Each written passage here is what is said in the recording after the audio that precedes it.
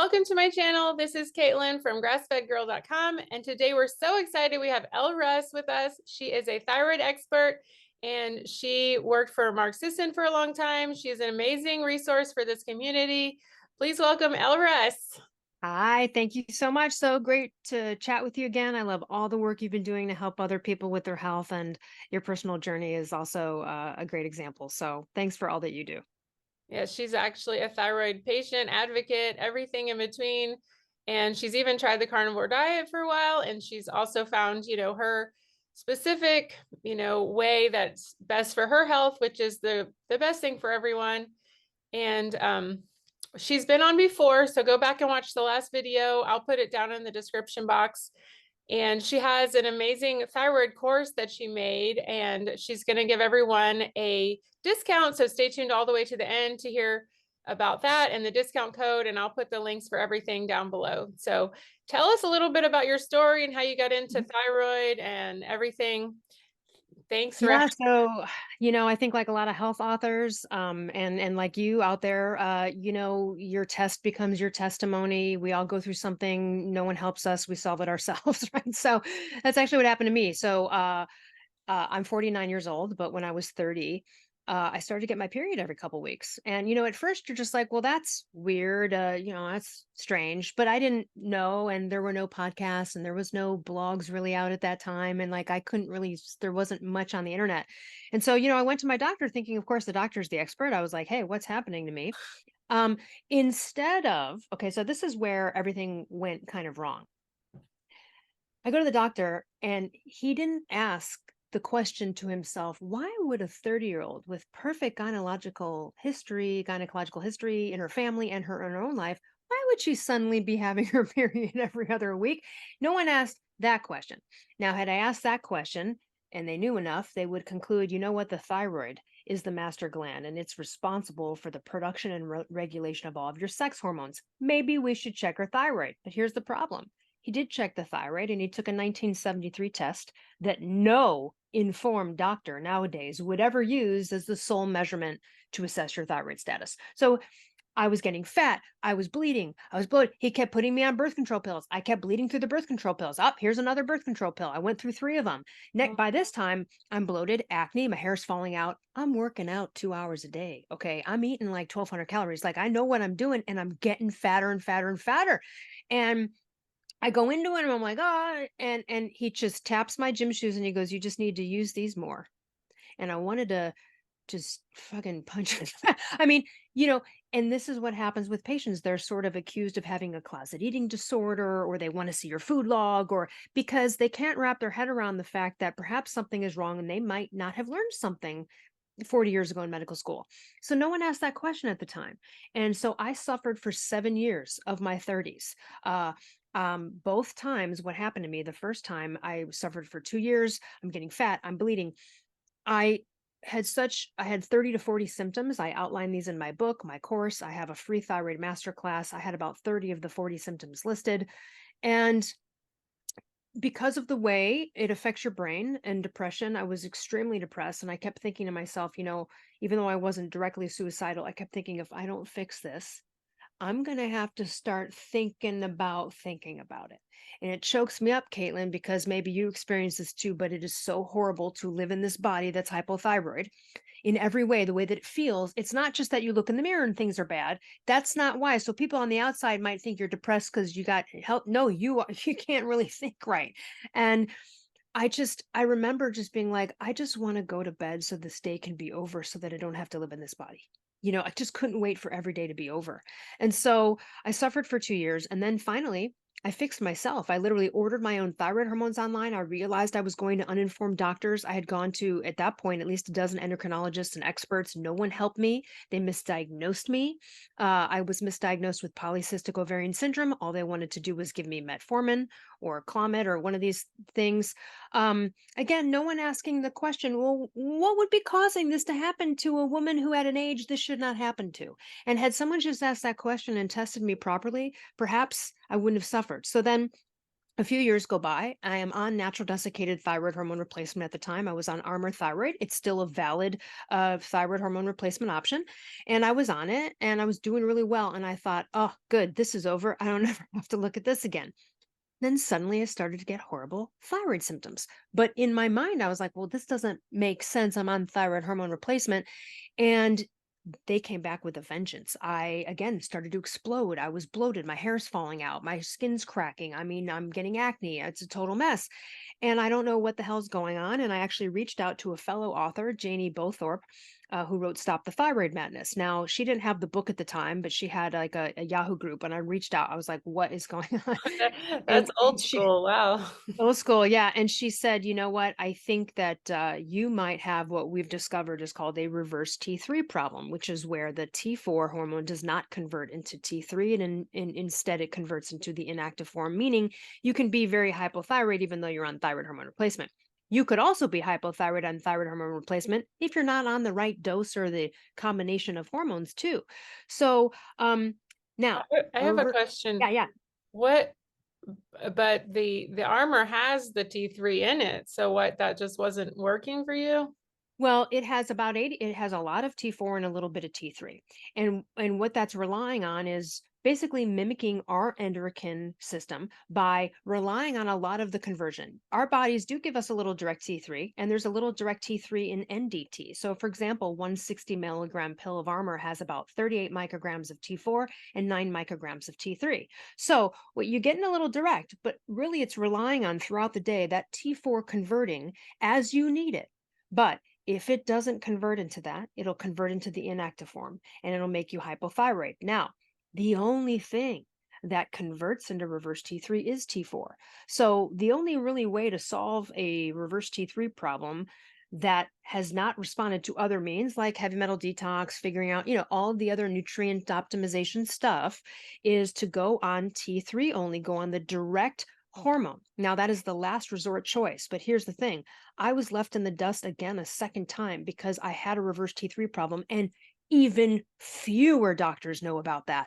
And they are so uninformed. So, twice in 10 years, I had to be my own doctor, order my medication on the internet, dose myself back to health.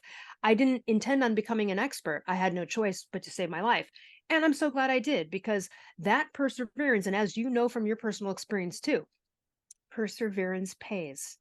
You keep searching, you keep going. I didn't stop. I was like, I'll go to the ends of the earth. I don't care what I have to do to solve this.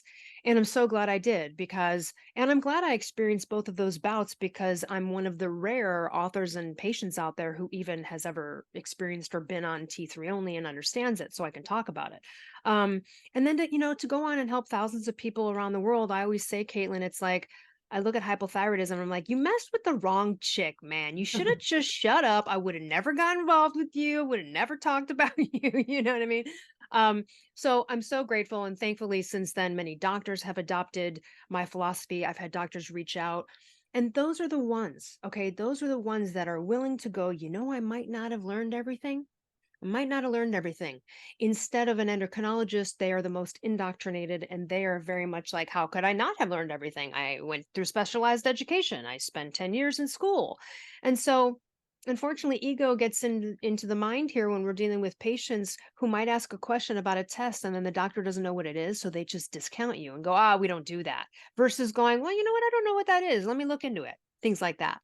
So, accidental expert solved all of my problems. And since then, I've been coaching people all over the world for a decade in thyroid health. And it doesn't matter where you are. The same things exist. The Hashimoto's I mean, everything is the same, no matter what culture, no matter what country you live in.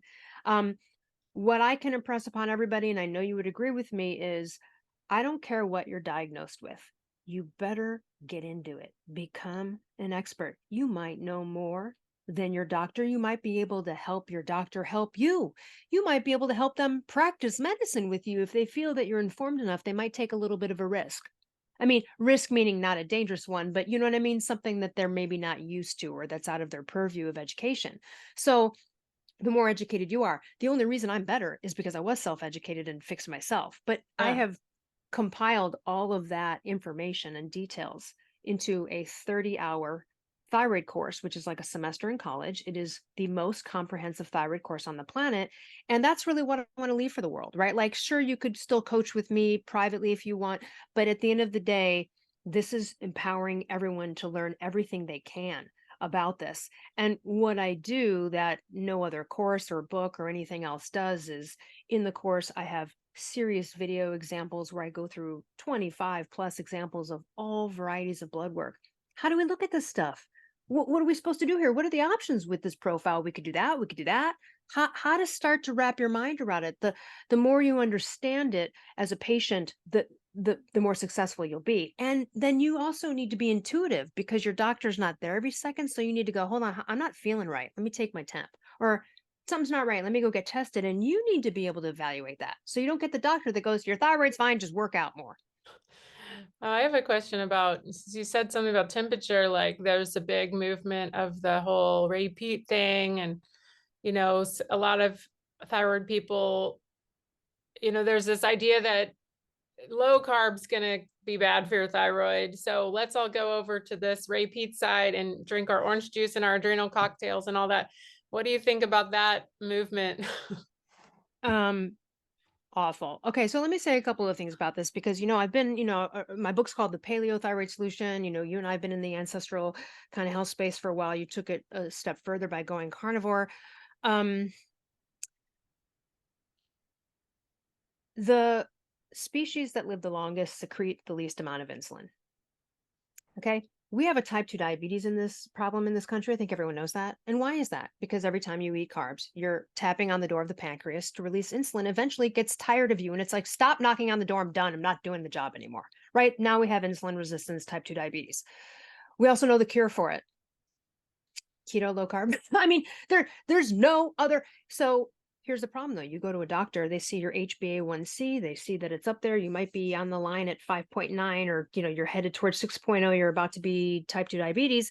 And they'll just go, here's a pill. Let's just let's look at it in 6 months or a year. When they should be like, you need to go call Caitlin, talk to the keto experts. You need to go get your shit in order when it comes to food. I have a friend whose father has lost 4 toes to type 2 diabetes. Okay. And he's a pastor. He's a very religious man. Again, just because someone's position doesn't mean that they're respecting or honoring, you know what I mean? You'd think Your he'd be like, oh, I body. love this body God gave me or whatever. No, everyone's just we've got our own things. Every time he lost a toe, his kids would take him keto. The blood would go down. He'd be great for a few months. Then he'd fall back in. There goes another toe. What's it gonna do? The foot, the leg. So, people in this back to your question, people are always like, oh, keto's bad for thyroid or low carb is bad for thyroid. Okay, there is some argument that says you need some glucose for T3 to get in the cells. And I would say, well, first of all, I really haven't seen major evidence of that. The other argument is that there are people that have been keto for 20 years and their thyroids are fine. What Yeah. usually happens is this, and this is why it gets blamed, perhaps. People are gaining, it's very rare that someone doesn't have the insidious weight gain associated with hypothyroidism. It's rare. Sometimes there's a case where they're like, I don't have the weight issue. I just have all the other symptoms. But for the most part, so when you have someone that's gaining weight, they're doing all they can, they're trying diets, they keep going to the more extreme one. Okay, I'm going to go keto. Now I'm going to go carnivore or whatever it is. And it might work and make them feel better for about 6 weeks. But if it didn't solve the problem, which sometimes it can, but if it didn't, then they feel bad again. And again, it's if you go keto and that's not the solution, then all you're doing is making yourself fatter because you don't have enough thyroid hormone to burn the fat that diet requires, right? So you can absolutely get fat on a keto diet. Well, you could get fat on any low carb diet if you overeat way more fat than you burn. But so no, it's not bad. There's some argument, would women, because of our cycles, we have different requirements? I say, like, you do what's right for you. Like, I hate breakfast and I'm never going to eat it. Okay. I mean, it's just some, I don't like the thought of me eating before a hike or something. It makes me want to throw up. That's me. But I know people that are like, breakfast has to do it. So you have to find your own world. And I also want to say about carnivore particularly, it's been miraculous for a lot of Hashimoto's patients and people with autoimmune disorders. I've had several clients over the years who can't eat an ounce of plant material. One bite of a pear or anything gives them welts, and carnivore has saved their life. Does that mean that it's the only answer? For some it is, and for some they need that plus the medication. Um, but I have seen it drastically happen. I had a couple come to me, a really young couple, and the guy had gone carnivore, the boyfriend. The girl was suffering with Hashimoto's. They get her tested. They heard me on some carnivore podcast. They call me. Her antibodies dropped in half in 3 months of just doing carnivore. Now, will 3 more months get them down to undetectable or low levels? Will another 8 months? We don't know. Worth a shot. If they don't budge, okay, well, there are interventions like low dose naltrexone. There are other interventions and things you can do, but it's worth the shot. Yeah, I It's mean, it's worth free. getting It's free. it's free. Yeah. It's free, and also too, you're bound to clean up a lot of things, do some good detoxing, do a major reset, even if that wasn't the cure. Sugar detox. Yeah. Um, so no, it's not bad. I also think, and as you know, people do keto wrong a lot. People misunderstand things like they'll be like, "Oh, I'll have my fat coffee," and then you ask them what's in their bulletproof coffee, and they tell you 2 tablespoons of butter and 2 tablespoons of coconut oil for the morning. And you're 5'2" and you're a woman, and you're going to eat the rest of the day. I mean, like, okay, that's And you're already 50 pounds overweight. right. So I think there's some misinterpretations on keto. And so if you're going to go to keto or carnivore, go to the experts and the people that are living it and doing it so that you can understand some of these nuances. Like there are carnivore people that, hey, they do carnivore-ish, right? They need a little honey or they have some berries or something. And there's people that can't tolerate any of it. Um, I follow pretty much a paleo diet. I don't have Hashimoto, so I don't worry as much about gluten, even though I think it's awful. And but if I'm in Paris and there's a sandwich there, I'll probably eat it because I know that it's not going to affect my antibodies, even though I know it's not good for me. But in general, I Not going do to eat follow. it every day. That's That's like right. a one-off, That's a one-off. Yeah, for the most part, I don't eat grains and beans, legumes, and all that kind of stuff. But yeah, occasionally for Mexican, I'll have some beans. But every time I do, and if I get on a train where there's like a few days of eating some gluten, I feel it in my brain, and I don't have Hashimoto's, and I And feel it. I get this. I have like this is my radar right here. That's where my disease started in my elbow. Oh, what happens? You get a pain in your elbow or something? Yeah. Yeah. Mm-hmm. Anytime I'm eating like canola oil or gluten or anything that's even some vegetables do that. Like if I eat a lot in one sitting. But now does your course at all or your experience, with anti-nutrients? And I mean, I know on paleo it's just like more vegetables the better. And I mean, maybe that attitude is going away. It wasn't really that. When I was doing it, it was like eat half your plate of vegetables or whatever. And a lot of the paleo sweets with the almonds and all that. And like, I think that was really all those anti-nutrients, they talked a lot about anti-nutrients in breads and things like that, but then it was like fine in all the other vegetables. And I was like, and I think maybe some people are reacting to that and they don't realize it. That's a good point. Also, nuts is such a tough thing. It's look, a serving size of nuts is a shot glass. Do you know anyone that eats a shot glass of nuts? We all eat handfuls of these things. You know how much caloric intake? They're rough, man. I always suggest like if you're gonna do this, do it as clean as possible. And the mistake I made when I first started paleo is I was so devoid of all of the things that I had to eliminate that I was like, what do I? So I was like snacking. I was eating too many nuts, and I was starting to get fat. And it's like, that's a thing. I think food sensitivity tests can be very valuable. I've had that be a good experience for me. I think we need to, for example, I'm not allergic to dairy. Okay. Like I've been tested for it, but I get stuffy when I eat some dairy. That says something. That's an informed thing. You're getting a symptom. Now, it's not so bad that I wouldn't do it if there was that once in a while piece of brie on French bread at okay, maybe I would but I would know that I might suffer some consequences of that and I wouldn't do it regularly. So for me, dairy and that's also too with the keto community, a lot of people still do dairy, like a heavy dairy. They are major cheese eaters. And look, there's nothing wrong with that if it works for you, but that shit is generally inflammatory for human beings. And so sometimes I see someone suffering and that's the only thing they haven't eliminated, and then they do, and it's like a game changer. And I can tell you that it has been a game changer for me. And I love dairy. I love it, but Yeah. yeah, Yeah, I yeah. stopped.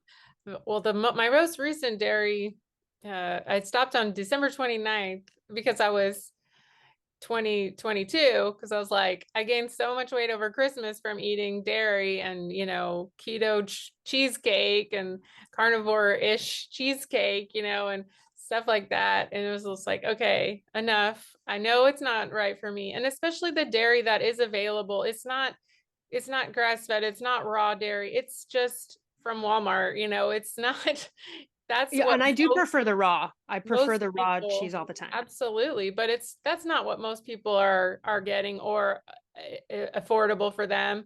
So I mean, they're just eating, cheese, block cheese from the grocery store, and it's just not in the way nature provides it. So I think that we have to. I mean, I I have think it was, I just want to interject on go this one ahead. because Lauren Cordain, who is like the original OG of the paleo diet, he wrote the book called The Paleo Diet. In fact, no one in the world can refer to anything as the paleo diet in their own writings because he trademarked it. Okay, so it's like he's the original guy, and then came Mark Sisson. Lauren Cordain talks about in his books that 65% of the population has issues with casein. That's in almost every dairy, right? Except for, I think, heavy cream, and that can sometimes be tolerated by people. So it's still not very ancestral. We would not have come across this often. It's not something we would have eaten. You know what I mean? And I was trying to explain to my mom the other day because she was asking me, she's like, they keep, I see this doctor keeps pushing beans and beans, and what are beans good in anything? Are beans? And so I looked it up and I told her, I'm like, wow, it's got these nutrients in it, but so does broccoli, so does, or whatever, so does other things. And then I was trying to explain to her, like, if we look at how difficult that is, think about like a nut, like how long it would take a hunter gatherer or someone to crack that and eat it. Oh my God. I mean, you wouldn't sit there and eat handfuls of it. And the same goes for things like beans, the process by which it has to go through, the harmful lectins and things like that that affect people with autoimmune disorders. I mean, I even interviewed a doctor once who said he had a patient whose symptoms fully didn't go away until she stopped eating uh, conventional chicken because the chicken had been eating grains and she was just so affected by proxy, to with the lectins. All I would say is whatever modality you choose, don't go hard and fast on it. Stop, don't identify and proselytize about it. You might need to make adjustments. One of the hardest things for vegetarians when they get sick and then realize they have to eat meat is the fact that they got to go tell everybody that they've been preaching to forever that meat is bad. And so, um, there's a lot of people too in the keto community, and it's like, you get crap online because you posted you ate an apple. Eat the freaking apple. If you're craving an apple, please. If you're, you know what I mean, if you're craving it, eat it. um Moderation on all the stuff, but I would say that if you're trying to get over an autoimmune disorder, the key is really consistency for a quite a long period of time. When grains enter the system, even though they might be able to get out of your intestines in 10, 11 days, that inflammatory response can last up to 2 to 3 months. So you really want to make sure that you realize, you're 3 months in, you don't have a cheat because you can't go, what if I didn't get better because of that one thing? And the people that I know who have cured themselves of rheumatoid arthritis and other really serious things took that very seriously with the diet. They knew that one misstep could be a backtrack. And so they were like, let me just play this out and see. And sometimes when you come to the end and the antibodies go down, you're able to tolerate foods you once weren't able to tolerate, because Hashimoto's or any autoimmune disorder begets more issues, more immune issues. Mhm. People who are riddled with untreated hypothyroidism, Hashimoto's, have sometimes really random allergies that then once that's corrected, they don't have any longer. For example, on the landing page for my ultimate thyroid course, there's a 35-minute testimonial from Kara, who's a Hashimoto's person. And she, yeah, I mean, that is absolutely what happened to her. She didn't even know she could do anything about it. She was allergic to all sorts of things. Only once a year to eat a bite of her family's dish that had eggs in it, she'd have to take a Benadryl. Now she's cooking eggs right out of the pan and eating them. She never thought she would ever be able to just eat eggs. That's That what happens when you get an immune system under control. and also, I mean, some gut healing, right? Oh, yeah. I mean, her gut was a mess. Her immune system, the doctor told her, if you weren't sitting in front of me right now looking at your labs, I would have thought that you just went through chemotherapy. Oh, wow. And she was only 35 at the time when that happened, and she had been mistreated by an endocrinologist who never tested her for Hashimoto's, gave her the wrong. She gained weight, she was tall and skinny. They kept saying, going, you should eat less. And she's like, I'm training for a marathon. I mean, Yeah, she also had a couple of miscarriages. And so oh, back to my beginning story about the gynecological problems. If you can plan your pregnancy, and we always can't, but if you can plan your pregnancy, you're going to want to really do diligence on this before you get pregnant. You don't want to have a miscarriage you don't need to have. Um, if you are pregnant, if you get pregnant and you're on thyroid hormone replacement, you might need an immediate increase. The fetus is going to demand a lot more from you. So you're going to need to get tested more often.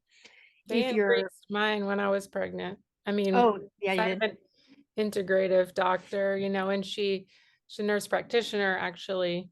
I would always stick with a nurse practitioner. In a lot of states, they're much more, and they're They're women awesome. Yeah. usually too, and Yes. um, they're just, more, just much better. So, Do you uh, still take thyroid hormone replacement? oh yeah, and I think that, you know, I went back to my regular dose, but I am still breastfeeding. And so it's been 2.5 years. I'm still breastfeeding, but I think that, you know, stop this idea of the, restricting yourself or thinking I'm not successful if I don't get off thyroid medication. What do you think about it? Oh, listen, I have so many people. Most of the time, people are like, I'm scared. I don't want to go on medication. And I want to just kind of clear this up. So, technically, is it a medication? Yeah, you got to get it prescribed. Okay. But here's the thing. It's not really. And let me explain the difference. So, when we're watching like these ads and they give like a laundry list of side effects for these medications, like the birth control pill or whatever, some statin, um, that is a medication designed to manipulate your body in a way that it wasn't intended to fix some other thing, right? Like the birth control pill. Our bodies are not meant to operate that way. You do that to a body, you're going to have a laundry list of possible side effects that could happen. Thyroid hormone replacement is just giving you what your body's not doing for itself. It's just a hormone. Okay, so it is a difference of you got to, because it's so much it's harmless. Now, if you were overdosed with it or underdosed with it, could it be harmless? No, because you'd be suffering on either end. But it's not in and of itself dangerous. There's not a laundry list of side effects that come with thyroid hormone replacement. All the side effects are fantastic. I mean, for the most part, right? Solves your hypothyroidism. So it's nothing to be afraid of. Also, can you go on it and then get off it later? Yes. Yes. Sometimes here's what happens. Someone's riddled with all sorts of stuff. Whatever. They got Hashimoto's, they got heavy metals, the disaster, nutrients, whatever it is, maybe they're overweight. And they need to like do a bunch of things to clean out. When you've been suffering with hypothyroidism for a substantial period of time, you've been in a disease state for a long time. To try to detox or optimize your body from that ill standpoint won't work. It just won't work. It's like trying to light a I wet mean, log. without the thyroid medication. Well, no, I mean, because you're in a disease state, your temperature's low, everything's low. So if you try to detox or do things like things aren't going to methylate, things aren't going to, you know what I mean? The body processes aren't going to necessarily do the job. So you've been suffering for a very long time. That might be the move to you get on thyroid hormone replacement, you get optimized, meaning all the symptoms are gone, you feel good. Then from that point, attack all the other stuff, detox from the heavy metals, fix the Lyme disease, all the different whatever things are going on. And then once you're like, okay, I'm good, I've been feeling good for a while, yeah, you can try to go off it. It would might take 3 months to recalibrate a thyroid, but pretty quickly, if you were to go off of it, your brain is going to kick in and go, hey, she needs thyroid hormones, start to send the signal to the thyroid to do its job. So there's been many cases where that's the case. The problem lies when someone is suffering for a long time and they keep trying all these natural things and it's been like 5 years and you're like, you have to go on thyroid hormone replacement. Like your body can't even do the things you want it to do in the cleanup. If does that make sense? Oh yeah, I mean that's how it was for me is like I could not get out of bed. So how could I start to heal if I can't even get out of bed? Like I can't even make a decision about what to eat or anything. Like Yes. it's like I needed the energy first To to go heal yourself. function. Yeah. And then I could like start to study or I could start to, eat better or whatever. I was like flat out sleeping 18 hours a day. Like I can't, Yes. I mean, how could I have done anything good for myself in As soon 2 weeks, boom, it was like a fireworks, it was like I felt amazing, I'd say Yeah. 80% better in 2 weeks. And so it's like then I I mean, could and think think, about that, 80% better in 2 weeks, and most of the time, if someone c just so everyone knows, because so if you catch once you catch the hypothyroidism, whether you can solve it naturally or not, let's just say you try an 8 to 16 week natural thing and it doesn't work or whatever, let's say you've exhausted all the natural stuff. When you're doing it right and you're on the right combination and dosage and doing the right assessment, you can literally completely fix a problem that has ailed you for years in 3 months. The most complicated situations that take a little bit longer, that might take 6 months to a year, but you'd be progressively feeling better the whole time, are situations like hypothyroidism and Hashimoto's combined with she's going through menopause, she has EBV, Lyme disease. Okay, that's like a lot of stuff to deal with. Yeah, those things might all take a minute, but for the most part, this thing can be, like you said, 80% better in 2 weeks. I mean, and that's what happened. So during the pandemic, I decided during lockdown, I was like, you know what? It's been a while. I detox from heavy metals. Let's just try to go off thyroid hormone and see what happens. No one's going to see me if I get fat, like whatever. So I did that experiment. And for the first 30 days, I actually felt really good. And I was like, oh, hey, I think maybe. And then I got so thick and big so quickly. uh, I mean, it was bad. And then I wake up and I'm so constipated, like a pellet comes out. And then I'm got a puffy face and I'm realizing I'm taking naps in the afternoon. And then suddenly I'm like, oh my God, I'm hypothyroid. And within 3 days of me going back on my dose, woo, unbelievable. So even though I'm glad I did it because I hadn't been hypo in a while and it was good to sort of experience that and it was worth a try to see if that would have worked. It didn't, and that's okay. So I went right back on the thyroid hormone replacement and immediately bowels are back, no puffy face and eyes upon waking. I'm not sleeping every afternoon. Um so the other thing too is that if you have a lingering hypo symptom, let's say you're on thyroid hormone replacement and you're like, I'm still depressed or I still have this issue, and the doctor discounts it, or the doctor says, well, you have hypothyroidism. So, yeah, that's a symptom. No, because when you fix hypothyroidism, and all thyroid problems are fixable, you won't have any symptoms. That's the goal. So your doctor's kind of just gaslighting you there because if they had treated you properly for the thing, then they wouldn't be chalking up a symptom to a disease that if they treated right, you wouldn't have. Hopefully that makes sense because before you go, because you could go on the Prozac and it'll last 3 months and then it won't work. yeah. Because the T3 in the brain is really important. We have more receptors in our brain for T3 than anywhere else. And it has everything to do with how our neurotransmitters work and, the development of all these wonderful chemicals that are responsible for our emotional state and our level of focus. That's why you have brain fog. That's why you have messy handwriting. That's why you're klutz when you're hypo and you have low T3 because the brain is so affected. That's why you can't remember things and you're reading the same paragraph 4 times and you're like, why am I speaking words backwards? And all of these cognitive issues come up. And that's one of the scariest things about hypothyroidism. It was for me was the thought, oh my God, I'm getting dumb. Like what's happening in there? And that's a scary thing to like say to someone. That didn't Because bother part me. No, I'm just kidding. yeah, because part of you goes, do like, am I getting older? Is this like what's happening to me? And that can be a scary thing. So, um, But that's what the doctors just tell you. Oh, you're 30 now. Okay. Like what? yeah, like, well, you're getting older. You're like, that's not, I don't, that would be like saying to someone in menopause who has hot flashes, like, well, it's menopause. You're like, well, but are there solutions? I mean, there's solutions, right? Because there are. It's like type 2 diabetes and So going to the doctor. are you saying if you're not hypothyroid, if your thyroid medication is right, you shouldn't have any symptoms? Is that what you're saying? Yes.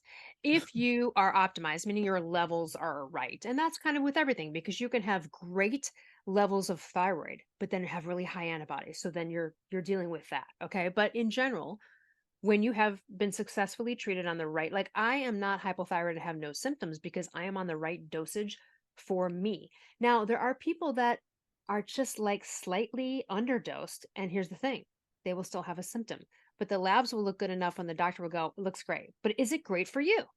You Yeah. know, uh, I mentioned Kara earlier, the Hashimoto's example. I've looked at her blood work for 10 years. Her T3 for her has to be at the top of the range, but it would absolutely be horrible for anyone else.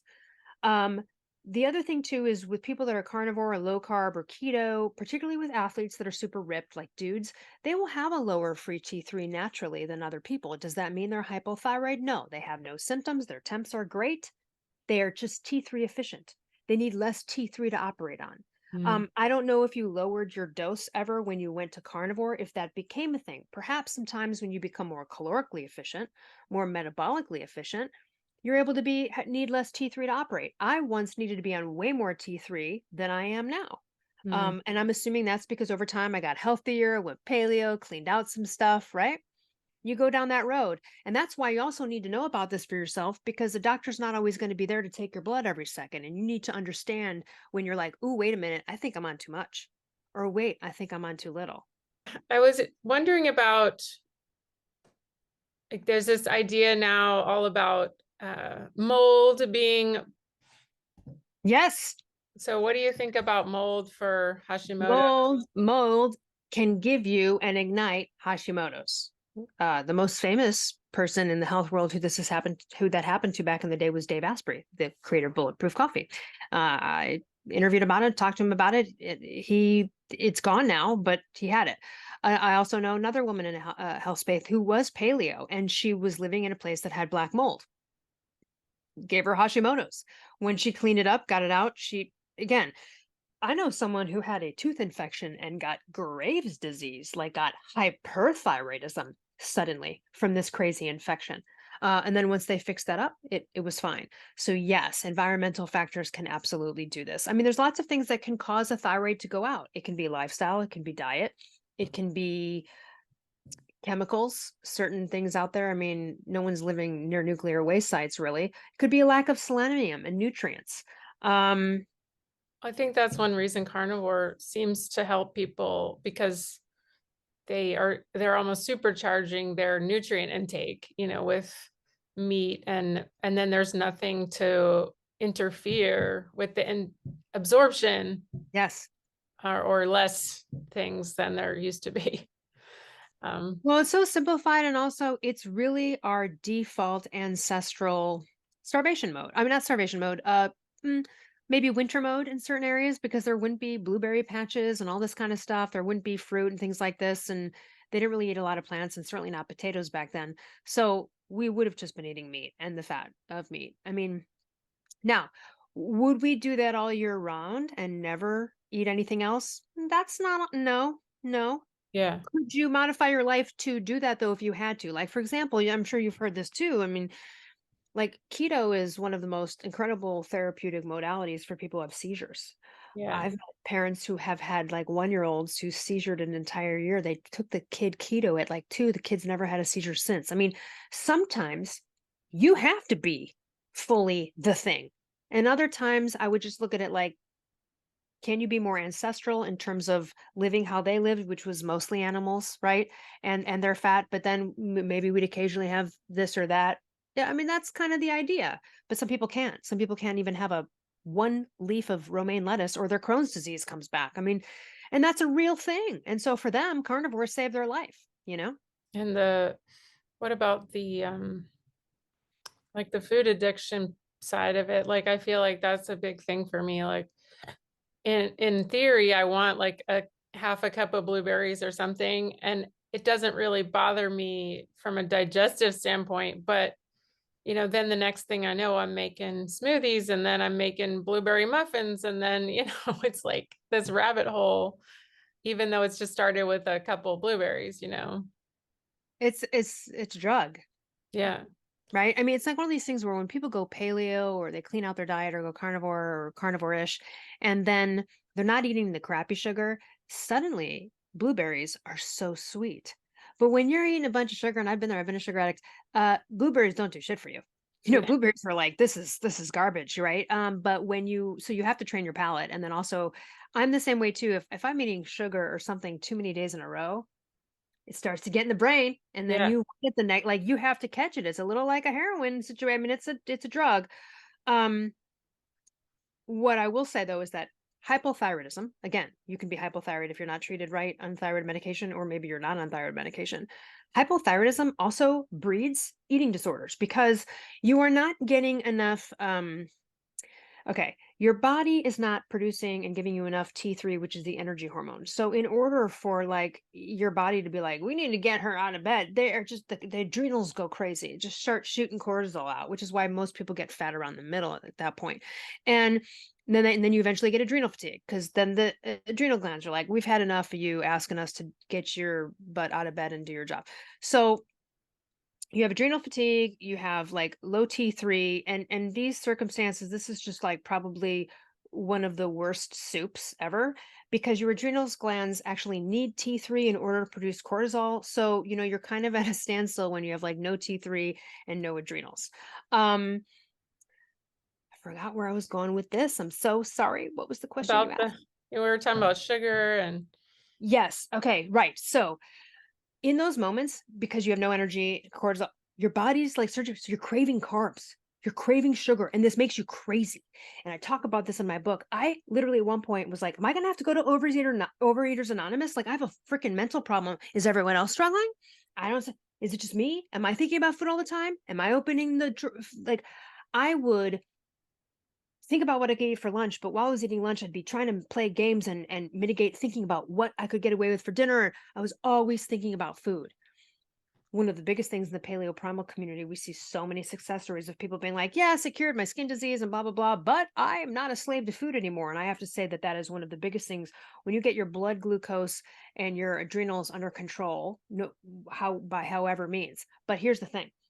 When you have low T3, you're going to crave a lot. So people then it gets an eating disorder, and then you think the problem's with you. What happens with all the people I've coached over the world when they finally start to get optimized, this is what they say. They go, I don't even I'm like satiated. I don't think about food anymore.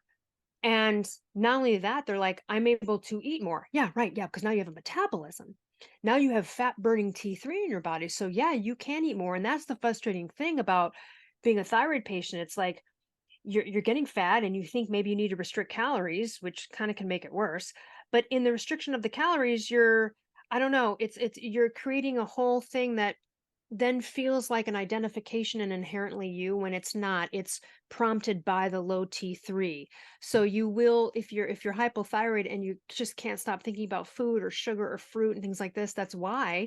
And once you correct it, that that helps it. And then diet too, like we talked about.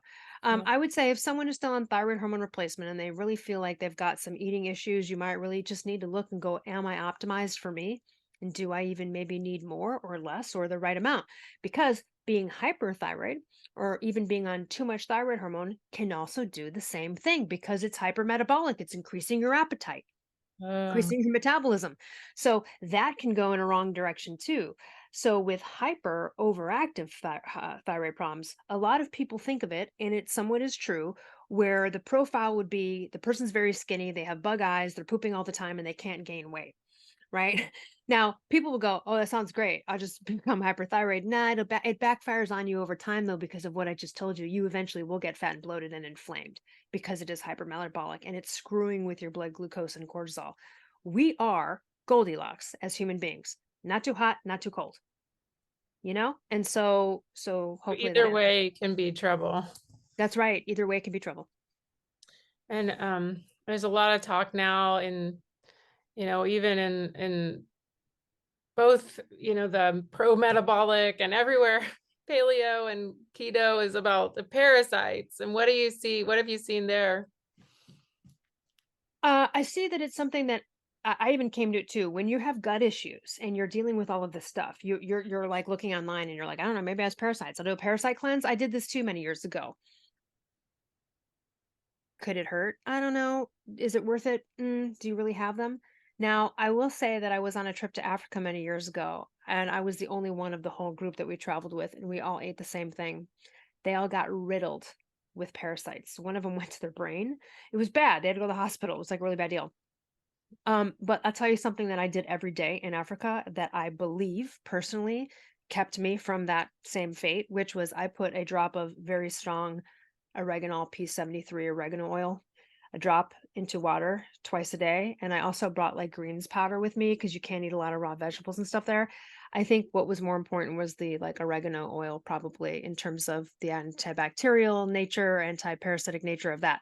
Um, I love oregano oil. it's I still stand by it. It's I've been I stand by it. I'll tell a story. I had ringworm once on my leg, and I went to the doctor, and they were like, "You've been spending a lot of time at the beach. The beaches in Malibu, whatever, dirty beaches, whatever." And they're like, "You have a ringworm." I went through 2 tubes of topical prescription, nothing. And then Yeah. it dawned on me. I had remembered. I'm like, "Oh my god, fungus, oregano, yes." Bought P73, which is the strongest, my favorite kind, and took a drop twice a day, and also topically. Gone in 5 days. So I you treated it you took it internally. in and you put it on. That's right, and on the outside. And, I mean, I was starting to get scared by the 2nd bottle of the prescription cream, like, "Ringworm? What am I in my 3rd world country? Is this gonna spread?" I mean, that's gross and weird, and so, that nipped it right there, and I bring it with me whenever I travel, wherever I travel, no matter what. If I'm in a bind, I'm just like, drop of oregano oil. Well, yeah. It also helped me, completely get rid of my candida. My protocol for that was, and it was pretty quick. Um, I took 1 drop twice a day of oregano oil for just 10 days of the month. But every day of the month, I took probiotics, but I switched the probiotic brand and strain every 2 weeks.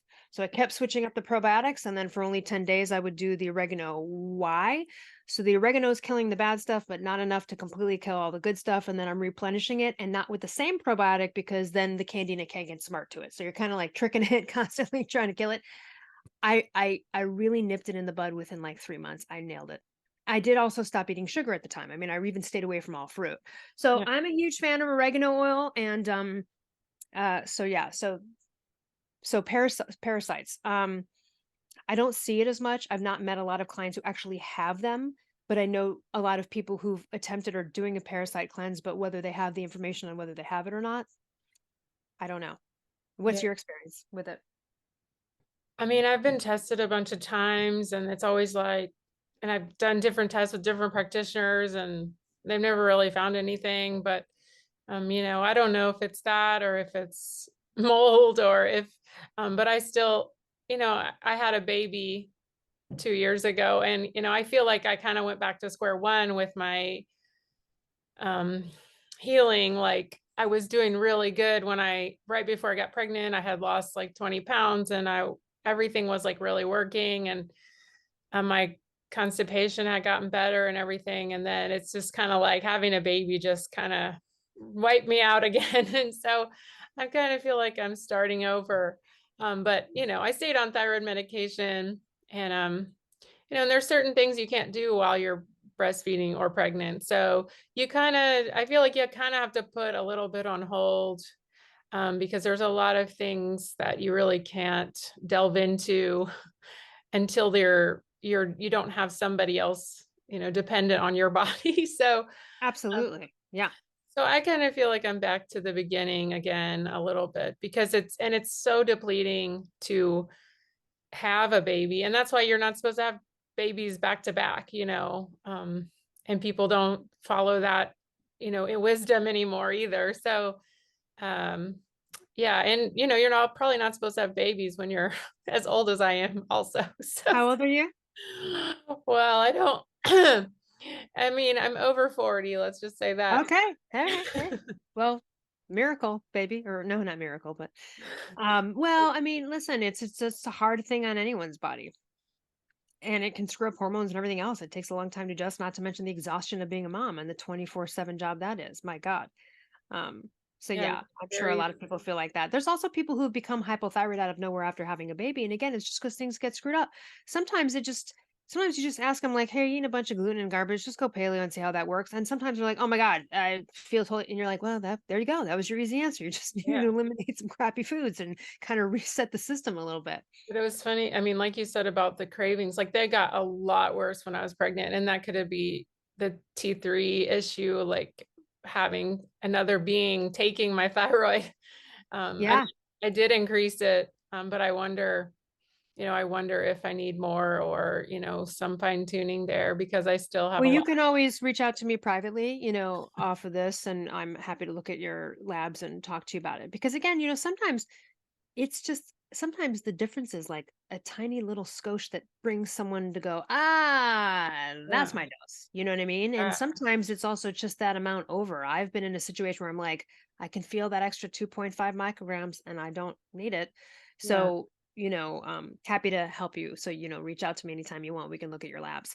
And Thank yeah, I mean, again, if you've trusted someone, even though you know a lot about it, a lot of doctors are evaluating people's labs who are on thyroid hormone replacement, and they're evaluating them in the context of comparing them to someone who's a normal person who has no thyroid problems in their labs. That is not how we do it. you. Because if you do that, that person's going to remain hypothyroid even though they're on thyroid hormone replacement. So yeah, reach out because it's worth just taking a look and seeing if I see anything or, just spitballing about it. About to go get another labs done. So when I get those, I will definitely. And you're not taking your thyroid before you get tested, right? So you take it after they. Yeah, I mean, I'm going in the morning, so that's good. Perfect. Perfect. Yeah. Then you're And going to get the most accurate results. So that's good. good. And the other And thing get reverse T3 tested for sure this time. she Yeah, always does. good. She's good about doing a full panel and everything. Right. Is it this is always a big topic is the iodine. So everybody, Yes. it's split down the middle, 50-50. Some people are saying iodine's the cure, and then some people say, well, it gives you hyperthyroid. And so what do you think? You Or is know, it I individual? get this question a lot, and this is how I would say it. So people look up thyroid disorders and they say that iodine's related, and they go out and they get iodine and they start dosing themselves with iodine and they don't know what they're doing, and that can really screw you up and it can actually be toxic and bad and not good for Hashimoto's or anything else. Do you have a deficiency or not? Go get tested first. And if you're going to try iodine, then try it in a very low innocuous amount. Is if you don't know the test, get yourself a good thyroid support formula that has a little bit of microgram iodine in it. When we're talking about Lugol's iodine or iThyroid, I have iodine in my cupboard right now. It's iThyroid. It's 6.25 milligrams, and that's the lowest of the like substantial stuff, milligrams. Most of the stuff you see at the health food stores is going to be like micrograms. So, um, you can do a couple different tests. You can do blood tests. You can also do like an iodine loading test where you get a jug, you take an iodine pill, you pee into the jug all day long, send it in, and whatever's displaced. Um, if you were like, gosh, I don't have the money to do all these testing, but how do I? Then yeah, just get a good thyroid support formula and take it for a couple of months that has some iodine in there. Or you can just get iodine separately, but get it in a low dose. So I think like the I try Lugol iodine, never much. fixed any of my issues. Yeah. I tell you what though, I do take iodine and not every day. Well, I mean, unless what's in my multi at a low dose, but here's when I do take it. I am a swimmer and I swim in chlorinated pools, which is horrible for thyroid. Okay, chlorine, fluoride, all that stuff is really antagonistic to thyroid health. Okay, it displaces it. So even though I take thyroid hormone medication, when I go swimming, I will take iodine I that see. morning. And then what I do is I rub my whole body in coconut oil, and I have realized that it lasts about 30 minutes. I just do whatever I can to try to mitigate any of those. Now, could swimming in a chlorinated pool for years have given me a thyroid problem? Possibly. Could have smoking cigarettes back in the day have given? Possibly. There's lots of things we could say could contribute to it. It's very rare you pinpoint and find the answer unless it's something like, up toxic mold, right? Or something very specific, like, oh, heavy metals. Otherwise, who knows? Well, it's like a bucket. I mean, it's just like a little bit here, a little bit here, a little bit here, the perfumes and the that's That's a right. big So don't go out and take iodine and think it's going to solve your thyroid. But if you do feel like, well, I'd like to, then get yourself an innocuous thyroid support formula. I like Pure Encapsulations has a good one, and I actually take it myself because it's got great nutrients in it that work with thyroid. Tyrosine, it's got some ashwagandha, it's got a little stuff to support adrenals. And again, if you can't handle those ingredients, that's fine. Maybe you just take straight up iodine, but you might want to get tested first and be smart about it. Do you think a Lugol's is too much? Like a 1 drop or 2 drops or I something? think one drop of Lugol's is 6.25. I could be wrong. Is it? Yeah. Again, are you if you're taking it every day, but then you're not testing to see what's up, then you're then you're doing it wrong. You know what I mean? So just be smart about the way you're dosing it. Maybe do it for a while and then get tested. How are your iodine reserves? Great. Don't take it anymore now. You're probably getting it from food and elsewhere, right? What If about you're not, your antibodies? If it drives them up, what is? it wouldn't unless you were like taking too much. Do you know what I mean? I just that's the problem is people go heavy with it. And I think like unless you have a deficiency, you don't need to do that. And that's where you screw yourself up. And you can also have some detox symptoms and some other things that happen too. And look, I was a victim of this. I did this too. I ran out years ago when I had a reverse T3 problem and I went and got Lugol's and I dosed it. But I had already taken an iodine test and then I was dosing Lugol's and the iodine came back and I had no iodine deficiency. So I was taking all of these high amounts for no reason. And it's just unnecessary. Yeah, you don't think it's a cure-all like It's brown? not a cure. And look, there's a lot of people like Dr. Brownstein. There's Yeah. people who've been out for years. And it's funny because I asked my doctor, Dr. Forsman, who's a California, who was based in California for many years. And I asked him about Dr. Brownstein, who feels like, iodine's the answer to everything. And he was like, I don't know what patients he's seeing. That's not the patient.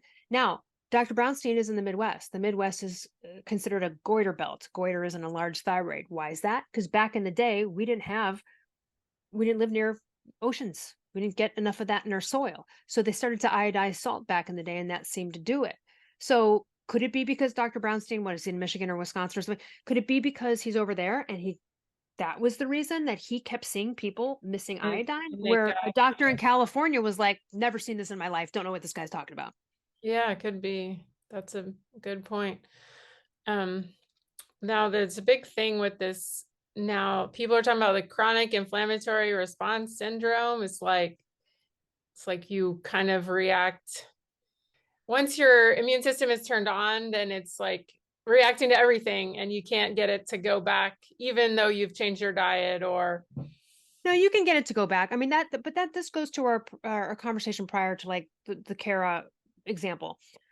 Horrible Hashimoto's antibodies, all sorts of issues from it, like allergies, sensitivities. You couldn't wear pure cotton, break out in a rash, could eat limes, but not lemons, tuna, but not salmon, like all sorts of crazy stuff. Yes, if your immune system is in like a hypervigilant state and in fight or flight, it's going to get more problems. The higher your antibodies are, the more you are like probably your percentages, the percentage of increase of you getting other issues, cancers, more autoimmune disorders increases. I think Dr. Forsman said by like 200% if your antibodies are really high, particularly the TG antibodies, because there are two for Hashimoto's. So the goal when you have Hashimoto's or any autoimmune disorder is to get those antibodies down to the lowest possible levels or undetectable. Undetectable meaning reversed it. mm, If Palmer Kippola cured herself of MS, wrote a book about it. If you tested her, just nothing. Seamus Mullen reversed himself of rheumatoid arthritis. If you test his blood, nothing. He was once told he'd be in a wheelchair forever and was on 12 medications.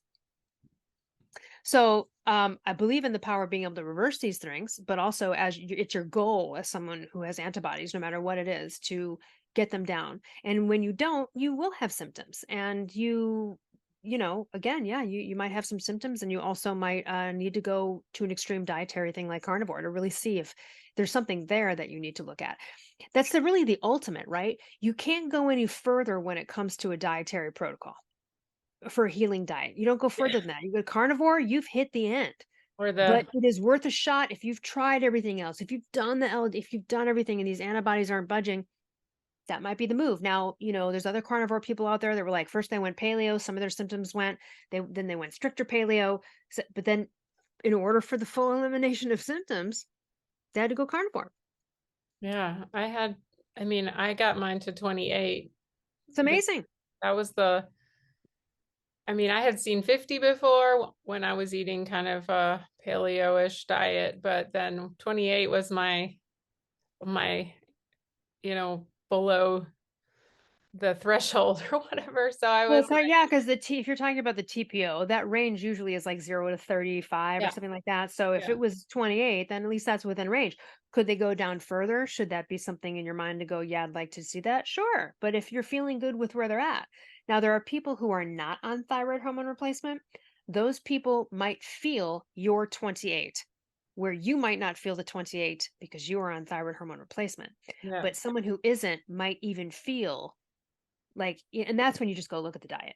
because that's a real easy, simple fix. They're not on thyroid hormone replacement. Their antibodies might be like 14, 15. They're having some symptoms. They're exhausted. And you're like, here, Hashimoto's is present. Catch it before it gets crazy. Eliminate the gluten. Get rid of the stuff.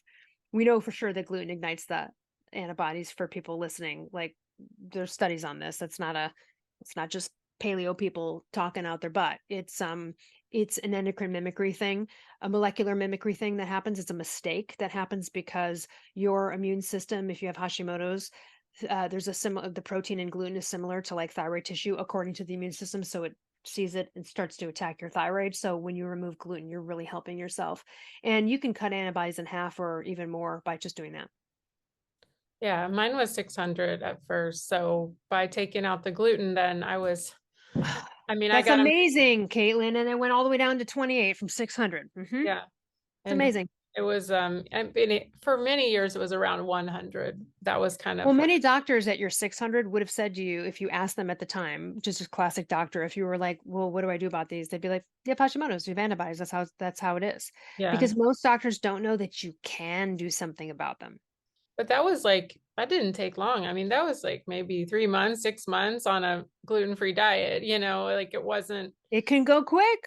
yeah, I mean, My friend who was eating just too much gluten but had the Hashimoto's ignite, and I said, "Hey, have you been eating gluten?" She goes, "I've been eating a ton of pizza with my husband. We've been going crazy for the past couple months."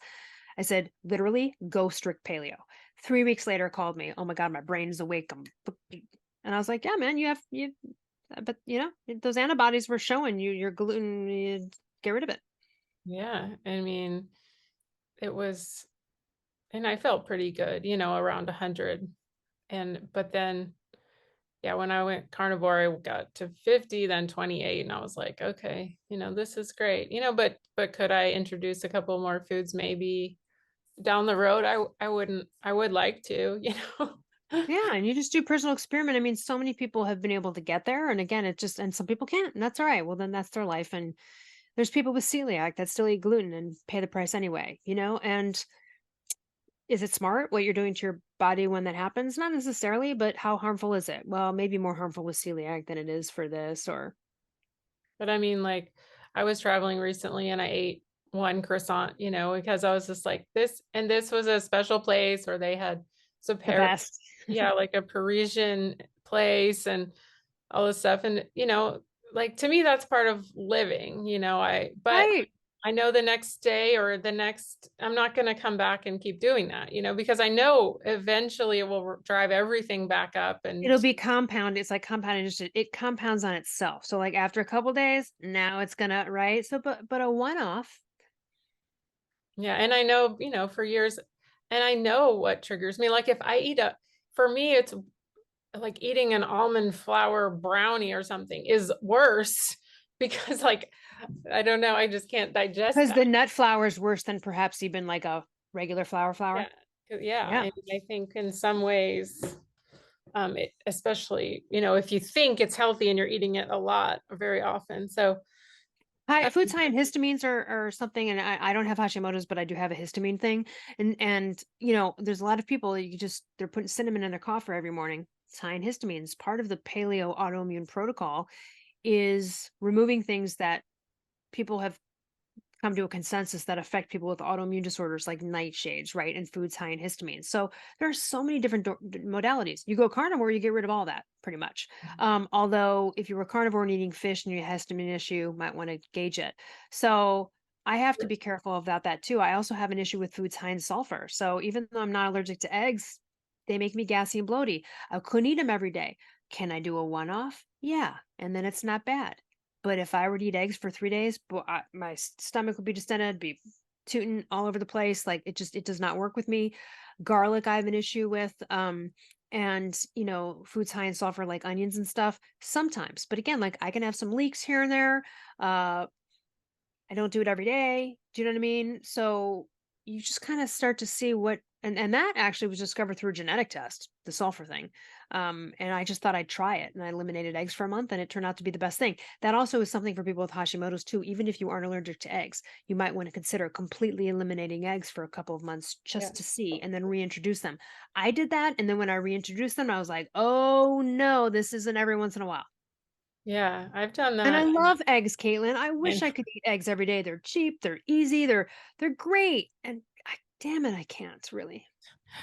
well, I tried all that and I did duck eggs for like 8 weeks. And that was that, but I didn't see Better. a big difference either. And even taking them out completely. Now, the best I've ever felt was doing a month of all beef, just beef. And I Yeah. did allow myself black coffee because I just was like, I can't, you know. Can't handle life without it. Yeah. And so the beef and black coffee, that's the best I've ever felt. But you also feel sad because you can't eat anything. So, because like I love chicken wings and I love eggs, and it's just like, okay, this is really tough. And when you're out and there's nowhere you can really eat breakfast because most places don't serve beef in the morning, you know.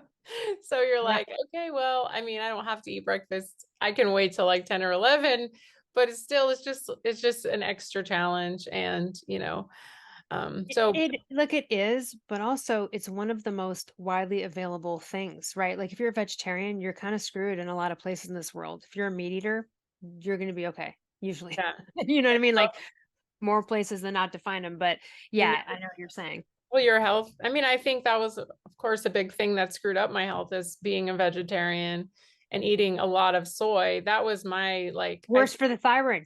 the Soy's nail terrible in for the the thyroid. coffin. Because as soon as I really increased my soy for like a year, that was when I got sick. So I think that was a really, really bad move on my part. And, thinking I was helping the planet and all that crap. Uh, so, Aren't we so glad you did the 180? Yeah, yeah. absolutely. And I mean, I used to live in California for 10 years and I went to all the doctors at, um, what is it, Kaiser, and, they all tell you, just, you're fine. Okay, yes, you're right. Kaiser doesn't even test free T3. That's how absolutely dumb and insane that whole outfit is. They literally don't even offer it as a test. Oh yeah, I had one endocrinologist. She told me nothing. This was after I'd already had my tests, and for years I knew I had Hashimoto's. And then she looked at me again, and she was like, "You don't have anything wrong with you." And then I went home and I brought her all my tests, and she was like, "Oh yeah, you have Hashimoto's." And I was like, "I know." She was like saying that I like had nothing on paper, wrong with me because she hadn't done the proper test. And she was That's like right. also like 400 pounds. And I was just like, do I really? You're a gland specialist or a hormone specialist. And I was like, okay, I'll just I had a doctor down, so I got to see the functional doctor. By the way, I have a doctor on my course. There's 4 hours with him, an hour on thyroid, an hour on detox, and 2 hours on digestion. Okay. And there's other experts on there as well.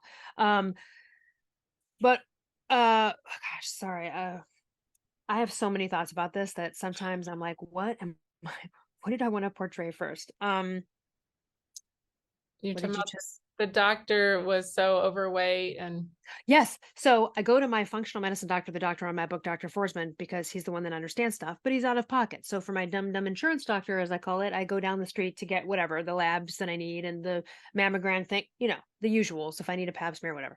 So when I first saw her, I was very honest. I brought in a copy of my book. She was obese, by the way. I came in and I gave her a copy of my book. I said, I just want to be totally transparent, and honest. I wrote a book about uninformed doctors. So, it's in the title there. And I said, listen, I work with a functional medicine doctor that doesn't take insurance. I have a list here, and I handed it to her of tests that he'd like me to get that I usually get every year for my physical. Would you be open to taking those tests so it's covered by my insurance? And she looks through the list for a few minutes and then she looks up and she says, I don't have yeah, sure, I can take these tests. I don't have a problem with it. I don't know what some of them mean, but yeah, I'm happy to do it. Now, first and foremost, I'm glad she at least admitted that she didn't know some of these tests. But Caitlin, I will bet you $5 million right now. She didn't go home and look it up. I guarantee it. I guarantee you she didn't go home and go, what are these tests this other doctor's requesting? Maybe I should look into that. What's that? What's that? What's galectin 3? What's that about? I know she didn't. I know she didn't. Furthermore, I know she didn't read my book. She emailed me one time about thyroid tests. She's like, I'm worried about your thyroid. I'm like, oh my God. because she's reading them completely incorrectly. She's coming from 40-year-old outdated stuff, no clue. If I were to try to convince her, if I gave her a 2-hour lecture, she's still, because again, she's indoctrinated. She's like, I I'm the doctor. I learned what I learned. What I learned is what I learned. They don't think outside the box. That's why you have to go to a functional integrative physician, nurse practitioner, someone who's going to take the time and who's going to go above and beyond. Well, they have to Um, realize that they don't know everything and things change. If you don't stay up to date, then, it just whatever you learned in 1985 or whatever is not going to stay the same. Just like and how many things have they learned about, cancer or the heart or, Yeah, absolutely. Stem cell research, like all this kind of stuff. So, the best doctors are anti-aging physicians, DOs, integrative physicians, functional medicine doctors. They're not all worth their weight. Some of them hang an integrative shingle above their door and they really don't know what they're doing. And they're not all worth their weight. But you get someone who's been in practice for a while and they are really going to sit and spend some time with you because they can, and you're paying them out of pocket because they're not dictated by insurance companies and they test what they want to test and they're not fear. They don't practice medicine based on the fear of getting sued. yeah. And you can also order your own tests nowadays. You don't have Yes. to wait for that. And I go to private MD labs, direct labs. You can go so many different places and order your own blood work. If you're in certain states, you can't though. I think New Jersey, there's some East Coast states where you literally cannot test your own blood, which sucks. Then there's even, I saw at the CVS the other day, they have their own brand and it's only $50 of a thyroid home prick test. Now, it doesn't come with reverse T3. It's the only thing they're missing from these tests. Otherwise, them or Let's Gets Checked, a little bit more expensive. But I was so impressed. I was at the CVS the other day getting my thyroid medication, and I was like, oh my God, I'll try this one out maybe and compare it against the blood test I'm getting soon. Those have been really valuable. I've done several home prick tests because I don't want to go bug the dum dum down the street who doesn't get it anyway, and I'd rather just go, order the test and from my own home, prick my finger and do it. But it does not come with reverse T3, so that is the only thing. You won't get a fully comprehensive test that way, but you might get enough information to go, oh, I got a problem. Now I got to go test reverse T3. you might get enough information to get your doctor to do more tests and something like that. That's That's what I found. exactly. You can Yeah. take them and say, hey, there is a problem. So, you know, Yes. now tell everyone where they can find all your stuff and Yeah. um, get to know more. Yeah, so I first of all, for everyone listening, I have created a super extra crazy discount for you because I've known Caitlin for years and because she's a thyroid warrior as well. This is the biggest discount I've ever given on my ultimate thyroid course, and it's going to be valid through April 30th of 2023. The code is just carnivore at checkout, and that gets you 40% off of my course. You can just go to ultimatethyroidcourse.com. You can just go to elleruss.com, click on courses. Everyone should go there anyway, because by just scrolling through the landing page for my course, you are going to learn so much. There's a 15-minute, there are lots of audio snippets up there. There's 15 minutes from Dr. Forsman. There's, 30 minutes from a thyroid cancer survivor and also Hashimoto's success story. There's great information there at the very bottom about doctors who freak out if you have a suppressed TSH. Usually, when people are optimized on T4, T3 combinations, including NDT, their test results, the TSH will come back and be 0.01. This freaks out a lot of doctors. So, in my book, Dr. Forsman gave a whole spiel about why this is based on outdated protocols from 40 years ago, why it's this false fear, and he details it. I've had to cut and paste that section of the book so many times into emails. I finally put it at the very bottom of my landing page, and it says, for those of you who still have a doctor who freaks out about a suppressed TSH. You'll also see the caveat there, though. What is said there, and I say this there, is not applicable to people on T4 only. Okay, it's only applicable to people on T3 or T4, Android T3. people. That's right, it's not applicable for them. Their thyroids should never be 0.01 if you are on T4 only. So that's there. And again, ultimatethyroidcourse.com. And if you use Carnivore at checkout, there's one or two, payment options are like one or two payments. It'll apply for both, and it's 40% off until the end of April. And I that's like the most I've ever even given on a It's so amazing. so snag it now because it's already really well priced, and then you're going to get it like the best price you're probably going to be offered. So It's awesome. Well, I'll put the link down below too, so you can get there easily. And thank you so much, thank Elle. It's you. amazing information and really helps me and helps everyone listening. So hopefully we'll see you again soon. Thanks so much. Please share Thank this you. with a friend. Please subscribe. And we'll see you next time. Leave a comment down below. Bye-bye.